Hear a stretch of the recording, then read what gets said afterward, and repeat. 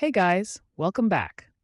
And in today's video, we will learn about the top and the left property in CSS. So what is the top and left property in CSS? The top and left property in CSS is used to position an element among the x-axis and the y-axis. To position an element, we must first make a HTML element. I will just have a div element.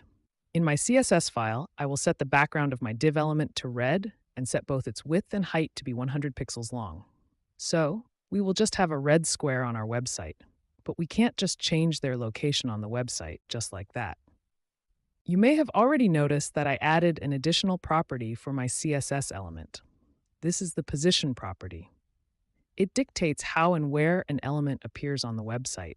By default, the position property is set to static. The static position is the normal and the boring way an element behaves. Nothing interesting happens to it, so it will not be affected by the top and the left property.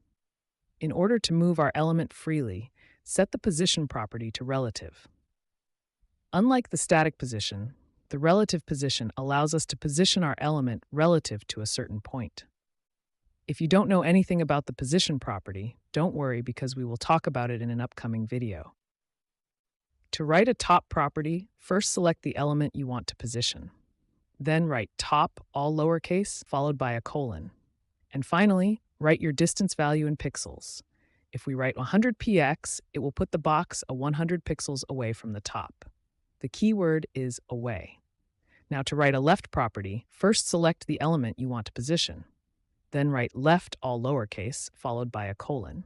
And finally, write your distance value in pixels. If we write 100px, it will put the box 100 pixels away from the left side. The keyword here is also away. And if we write both the top and the bottom property, we can see the effects of both properties on the location of our red box. That's it for today's video. Like and subscribe to help the channel.